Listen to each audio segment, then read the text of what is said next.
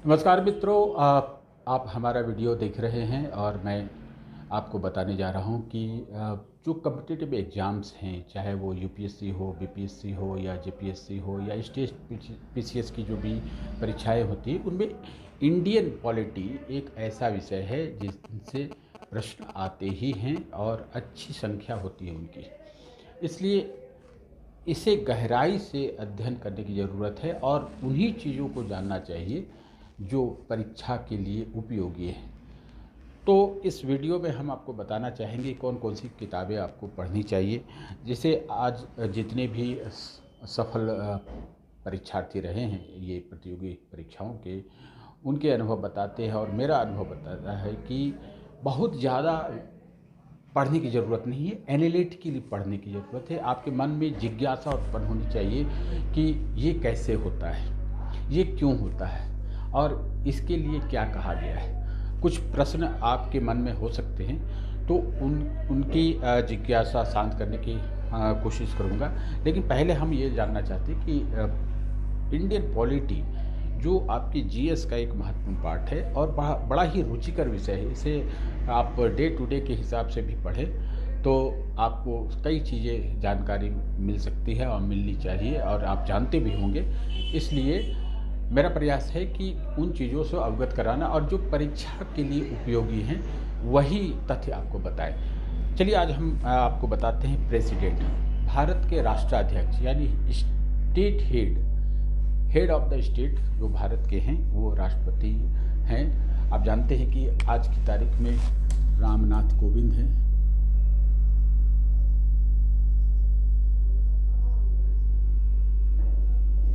रामनाथ कोविंद ये देश के 14वें राष्ट्रपति हैं। इन्होंने किसे हराया था? मीरा कुमार को, जो यूपीए के कैंडिडेट हैं।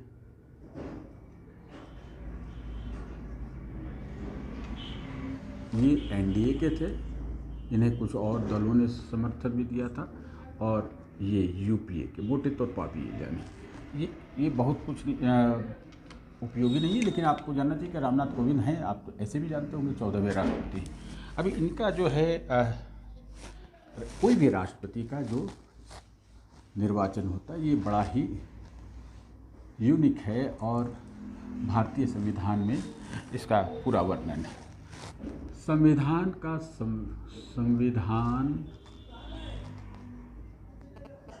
का भाग 5, इसमें इसका उल्लेख है। अनुच्छेद यानी आर्टिकल्स, ये आर्टिकल्स जो हैं ये किन में वर्णन है? 52 से 78। इसी में प्रेसिडेंट, पीएम,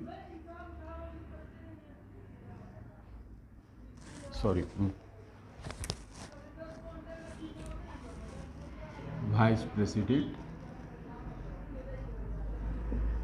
पीएम, कैबिनेट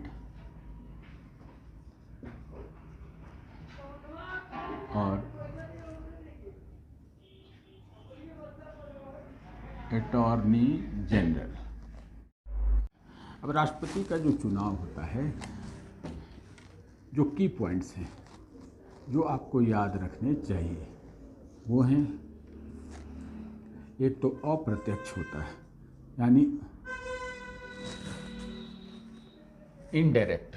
दूसरा होता है ये इलेक्टोरल कॉलेज, मतदाता वर्ग।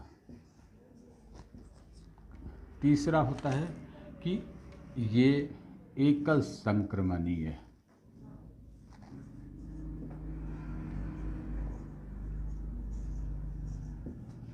और चौथा आपको याद रखना है कि ये एकल संक्रमणीय होता है। उसके बाद आनुपातिक, ये कैसे होता है ये समझा जाएगा, लेकिन आनुपातिक प्रतिनिधित्व। तो ये की पॉइंट्स है। अब ये जानना चाहिए कि ये अप्रत्यक्ष चुनाव क्यों होते हैं। देखिए, भारत में संसदीय शासन प्रणाली है, यहाँ पर मल्टी पार्टी सिस्टम है, और मल्टी पार्टी सिस्टम होने के कारण और दलीय आधार पे जिनको लोकसभा के चुनाव में बहुमत मिलता है, जिस दल को या फिर गठबंधन को मिलता है, उसी की सरकार होती है, उसी के प्रधानमंत्री होते हैं। और प्रधानमंत्री आप जानते हैं कि वो सबसे महत्वपूर्ण व्यक्ति होते हैं, शासन चलाने की जिम्मेवारी उन्हीं पर होती है।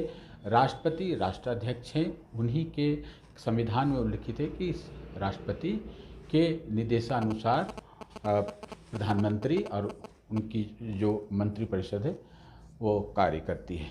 लेकिन ये इनफैक्ट डिफैक्टो पीएम ही होते हैं पावरफुल, और पावरफुल इसलिए हैं क्योंकि उन्हें देश की जनता का भरोसा मिला होता है। अब राष्ट्रपति की बात करें कि राष्ट्रपति जो हैं उन्हें अप्रत्यक्ष तरीके से क्यों चुना जाता है, इसलिए कि अगर प्रधानमंत्री भी एक सरकार के जो मुखिया होते हैं वो भी जनता के द्वारा चुने जाते हैं, और अगर राष्ट्रपति को भी जनता ही चुनती है, तो ऐसे में ये अव्यवस्था हो सकती है, पावर क्लैश हो सकता है कि राष्ट्रपति को क्यों नहीं अधिकार हो शासन में इंटरफेरेंस की, शासन को चलाने की।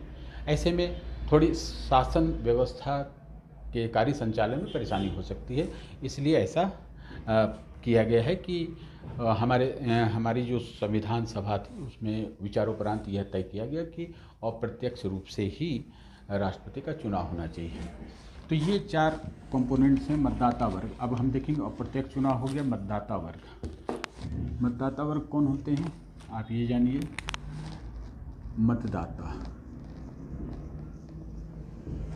मतदाता कौन होते हैं? एक तो लोकसभा, दूसरी राज्यसभा,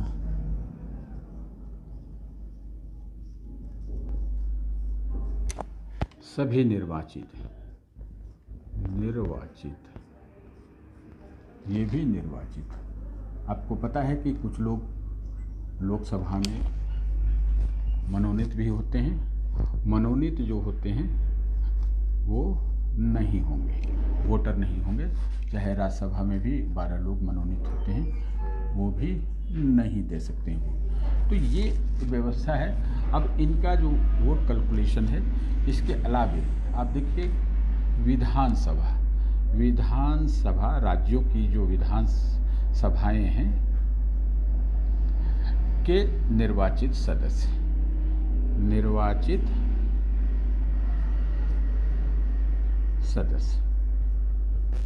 ये इसके मतदाता होते हैं। इलेक्टोरल कॉलेज इन्हें कहते हैं हम लोग। अब क्या है, देखिए राष्ट्रपति जो हैं वो देश के प्रधान होते हैं, देश के राष्ट्र अध्यक्ष होते हैं, और भारत एक संघ है। इस भारत में केंद्र है और राज्य है, दोनों की शक्तियाँ अलग अलग संविधान में व्याख्यायित हैं, यानी उसमें वेल डिफाइंड है। लेकिन ये माना जाता है कि केंद्र मजबूत स्थिति में होता है, क्योंकि केंद्र के पास अधिक पावर होते हैं। यह हमारे यहाँ अमेरिका जैसी व्यवस्था नहीं है कि वहाँ जैसे अमेरिका में राज्यों की मजबूती अधिक होती है। लेकिन अब जानते हैं कि राष्ट्रपति के चुनाव में राज्यों का प्रतिनिधित्व होता है। विधानसभा के जो निर्वाचित सदस्य होते हैं वो वोट कर सकते हैं। तो मत का कैलकुलेशन जो है कैसे होता है, मत की गणना राज्य की जनसंख्या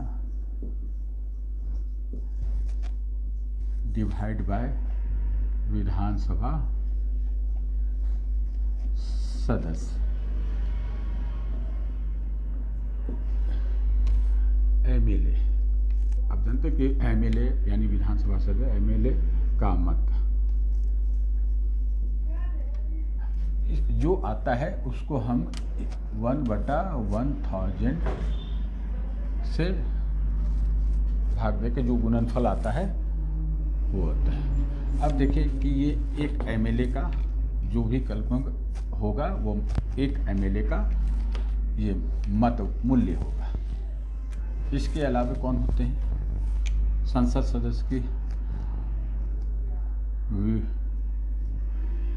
विधायकों, यानी पूरे देश में जितनी भी विधानसभा हैं, केंद्र शासित राज्य हैं जैसे दिल्ली है, पुदुचेरी हैं, उनके विधायकों के मत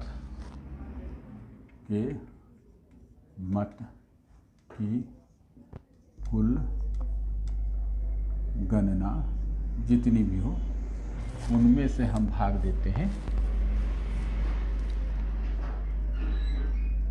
संसद सदस्यों का।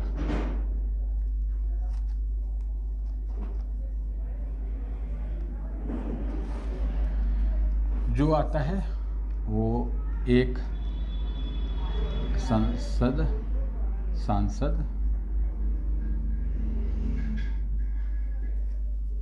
का मत मूल्य होता है। तो ये मत मूल्य होता है, ऐसे गणना होती है और उसके बाद जैसे वोट होता है, आप जानते हैं कि वोटों की गिनती होती है। और कोई भी आप ये जाने कि इसमें राष्ट्रपति जो हैं, राष्ट्रपति के लिए क्या होना चाहिए, 35 वर्ष होनी चाहिए उम्र मैच्योर्ड आदमी होना चाहिए। उसके बाद लाभ के पद पर नहीं होना चाहिए।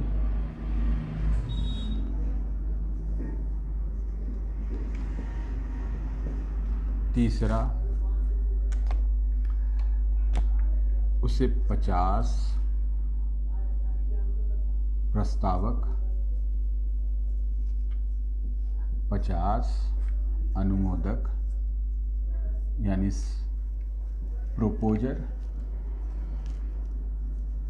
प्रोपोजर्स और ये सेकेंडर होनी चाहिए। पहले 1997 तक ये व्यवस्था थी कि 10-10 होनी चाहिए दोनों, लेकिन संशोधन किया गया। ऐसा देखा गया कि कई लोग ऐसे जो राष्ट्रपति का चुनाव बहुत गंभीरता से नहीं लड़ते थे, वो सिर्फ नाम सुर्खियों में रहे इसलिए ऐसा करते थे। तो संविधान संशोधन करके उसमें ये व्यवस्था की गई। आपने ये देखा कि राष्ट्रपति चुनाव के लिए क्या क्या होने चाहिए। इसके अलावा आप देखिए कि राष्ट्रपति के चुनाव में आप जानते हैं कि 1952 में डॉक्टर राजेंद्र प्रसाद पहले राष्ट्रपति बने। 1957 में भी बने, रिपीट किए। और मैं बता दूं कि राष्ट्रपति के चुनाव में सबसे अधिक मत से जीतने वाले राजेंद्र प्रसाद, डॉक्टर राजेंद्र प्रसाद सबसे अधिक मत पाने वाले अब तक के राष्ट्रपति चुने गए थे। मैं आपको बता दूं कि 1957 में डॉक्टर राजेंद्र प्रसाद सबसे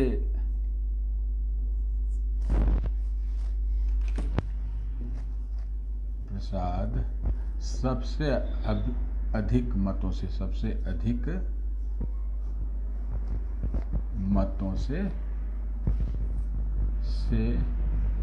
जीते थे। अभी तक का यह रिकॉर्ड है। सबसे कम मतों से जीतने वाले राष्ट्रपति वीवी गिरी थे, जिन्हें नीलम संजीवा रेड्डी ने चुनौती दी थी। तो ये चीज़ें हैं। आप राष्ट्रपति के चुनाव के मुख्य फीचर्स जाने, और कई चीज़ें हैं इनमें।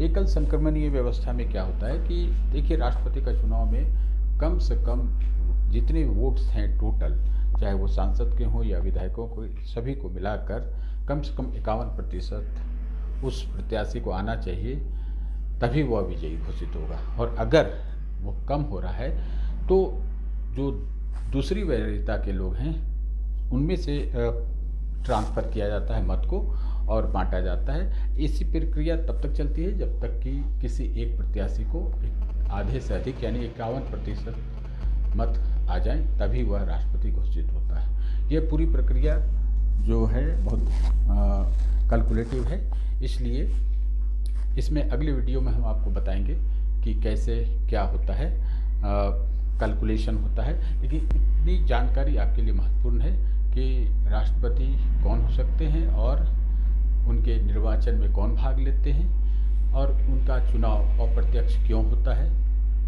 तब तक के लिए नमस्कार।